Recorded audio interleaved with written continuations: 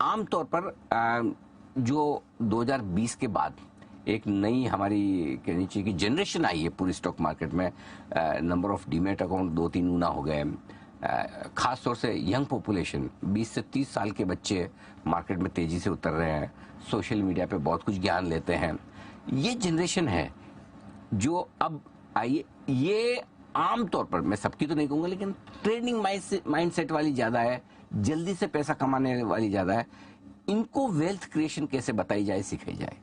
सीधी बात है, आप शेयर बाजार में आए हो, आपकी सैलरी 2 लाख रुपया महीना है, तो आप क्या यहाँ से 20,000 50,000 महीना ही कमाना चाहते हो? क्या आप नहीं चाहते हो कि 2 लाख की सैलरी है आपकी और यहाँ से 5 करोड़ बन जाए? जिस दिन ये क्वेश्चन पूछेंगे ना अपने आप से, इनको अपने आप समझ में आ जाएगा क्या करना। बिकॉज 5 करोड़ बनाने के लिए शेयर बाजार में, डे ट्रेडिंग में आपको या तो पूरा जीरो होना होगा या हीरो होना होगा, वो कोई नहीं अफोर्ड कर सकता है। बड़ी जो पैसा बनाने की स्कीम होती है, आप वैष्णो देवी जरूर गए होंगे, मैं भी गया हूँ। जब आप स्टार्ट करते हैं और आप ऊपर की लाइटें देखते हैं ना, आपको लगता है अरे बाप रे कितनी चलनी है, 2 किलोमीटर 3 किलोमीटर 4 किलोमीटर, आप थकते जाते हैं, लेकिन आपको लगता है शायद आ गया। लास्ट में आप पूछते हैं और कितना दूर, और कितना दूर, और कितना दूर। तो ये 5 करोड़ की जो बनाने की जो लाइन है, 5 करोड़ एक रैंडम फिगर बोल रहा हूँ, किसी के लिए 2 हो सकता है, किसी के लिए 10 हो सकता है। तो ये जो फिगर है ना, ये जब तक आप स्टार्ट नहीं करेंगे आपको समझ नहीं आएगा पहुंचना कहाँ है। तो ये देखना चाहिए। लॉन्ग टर्म वाली बात सही है, आप कह भी रहे हैं और वो ठीक भी है, लेकिन बड़ी चीज जो इसमें है माइंडसेट बदलने की, क्योंकि आमतौर पर जो यंग जनरेशन है उनको लगता है पहले थोड़ा पैसा ट्रेडिंग से बना लें, है ना, फिर जो बसंत जी कह रहे हैं वही करेंगे। ये एक बार ट्रेडिंग से थोड़ा बन गया, कैपिटल बन गई, और उसके बाद हम इन्वेस्टमेंट करेंगे। ट्रेडिंग से अनिल जी, जो पहले जो आपके पास थोड़ा है ना, वो चला जाएगा, ये जरूर सोचें। आपको बहुत सिंपल फॉर्मेट है, P into 1 plus R by 100 to the power of n। बहुत सिंपल है। आप n नंबर ऑफ इयर्स है, R by 100 rate of return है आपका, और P प्रिंसिपल अमाउंट है।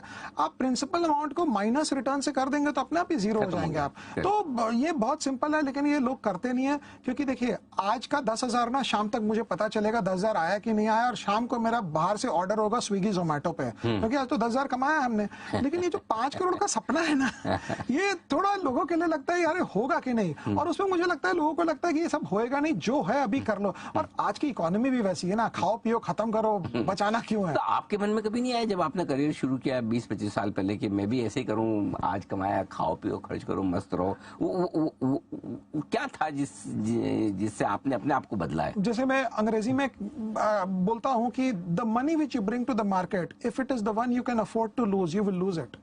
आप वो पैसा अगर बाजार में डाल रहे 50,000 लगा यार, जाएगा तो कोई फर्क नहीं पड़ेगा, गारंटी वो चला जाएगा। आपको लगाना है और आपको बैक कैलकुलेट करना है कि हम कहां पहुंच रहे हैं। अब वो बैक कैलकुलेट 2 मिनट अगर आप देंगे तो मैं बताऊंगा। जैसे मेरे पास एक कंपनी जो, जिसमें मेरा बेसिक कैपिटल बना, pantaloon retail, 80 crore market cap में कंपनी मिली, वो 7-8 के पी पे बिकती थी। तो एक दिन बैठे बैठे मुझे तो दिमाग ही नहीं लगाना था, 80 करोड़ मार्केट कैप में आपको पैंटालून के इतने स्टोर्स अगर मिल रही है तो आप क्या पी में ले रहे हैं और उसका ईपीएस ग्रोथ क्या हो रहा है। तो उस एंगल से मेरे दिमाग में ये होता था, अगर इसको पी 40 का मिल गया और ये 4 साल में ईपीएस डबल करके वहां तक पहुंच गई तो क्या भाव होगा।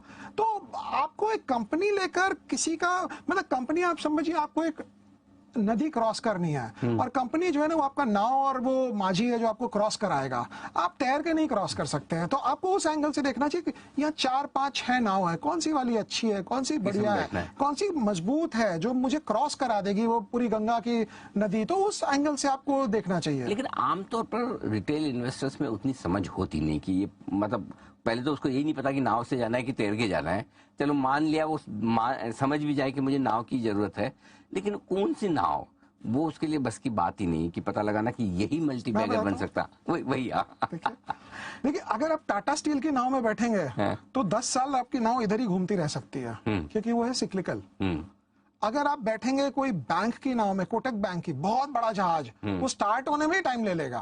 आपको चाहिए स्पीड बोट, मोटर बोट, छोटी वाली, जो नहीं आई है, जो आवाज करती है लेकिन स्पीड से चलती है। स्पीड क्या है? ग्रोथ है। तो आपको ग्रोथ स्टॉक्स लेना है, ऐसा ग्रोथ स्टॉक लेना है जो चल पड़े। मैं बहुत सिंपली बता रहा हूँ कि कैटेगरीज हैं। अगर मैं वेदांता लेकर बैठ गया कि यार इसमें मेरा हो जाएगा उद्धार, हो सकता है उद्धार, बट प्रोबेबिलिटी कम है, क्योंकि है वो सिक्लिकल। रिकमेंडेशन कुछ नहीं है, बट समझाने के तौर पर बोल रहे हैं। आपको छोटी मोटर बोट चाहिए जो स्पीड से क्रॉस करे। Speed means growth. तो ग्रोथ में पैसा बनता है, अगर ग्रोथ नहीं है तो पैसा नहीं बनेगा।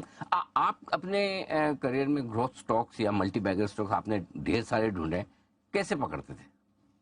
हम लोग ग्रोथ के लिए पागल थे। मतलब ग्रोथ मिल जाए तो और कुछ नजर ही नहीं आता था। मतलब अच्छा। पैंटालून ऐसा था, वो अपनी इन्वेंट्री को selling price minus gross margin पे रखता था, कॉस्ट पे नहीं करता था। आप तो चार्ट अकाउंटेंट, आपको पता है कॉस्ट और market value whichever is lower होता है। Absolutely. अच्छा, वो 200 करोड़ का प्रॉब्लम था उसमें। ये सोचने की बात है, कई बार कंपनी में आपको प्रॉब्लम नजर आती है। तो एक दिन बैठे बैठे बड़ा चिंता था, क्या हुआ क्या नहीं। तो मैंने बोला अगर 200 करोड़ का ही प्रॉब्लम है ना, अगर अकाउंटिंग इशू है तो चलो इसको रख लो। लेकिन कई बार कम नॉलेज होना बहुत इंपॉर्टेंट होता है। बिकॉज ज्यादा ज्ञान होने से ना, आप वो स्टॉक से ज्यादा उसमें बैठ के जब आप 24 घंटा रिसर्च करोगे ना, तो जरूर 5-5 कीड़े निकाल लोगे आप उसके अंदर। ये बात ये सही है। प्रॉब्लम है, वो प्रॉब्लम है। अगर ग्रोथ है और प्राइस अर्निंग्स रेशियो अनाप शनाप नहीं है, तो पैसा बनेगा। ग्रोथ लॉन्जिविटी वाली होनी चाहिए। 3 साल 4 साल 5 साल तक ग्रोथ होए तो आपको लेना है, नहीं भी हो तो, क्योंकि आपको लग रहा है ग्रोथ है, मार्केट को अगर नहीं लगेगा ग्रोथ है तो आपका नहीं चल सकता है। तो वो एक बहुत पिक्यूलियर प्रॉब्लम है। जैसे हमारी एक JSW स्टील करके कंपनी है सिक्लिकल, लेकिन आप 20 साल का हिस्ट्री देख लीजिए कैसे ग्रोथ करती है। वो रिकमेंडेशन कुछ नहीं है वो, बट मैं आपको उदाहरण के तौर पर दे रहा हूं।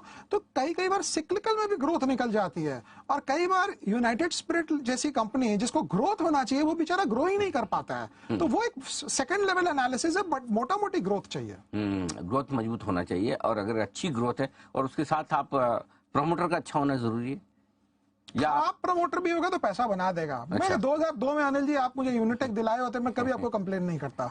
प्रमोटर तो अच्छा नहीं था ना। हाँ। अगर बुल रन आता है ना, तो प्रमोटर उतना मैटर नहीं करता, मैंने देखा है, बिकॉज वो फिर स्टॉक चलता है पूरा दमादम। हाँ। बट नॉर्मल आमतौर पर अगर आपको 10 साल के लिए रखना है तो प्रमोटर बहुत अच्छा होना चाहिए। हाँ, लंबा रखना है तो फिर अच्छे प्रमोटर के साथ आप कंफर्टेबल हो सकते हैं।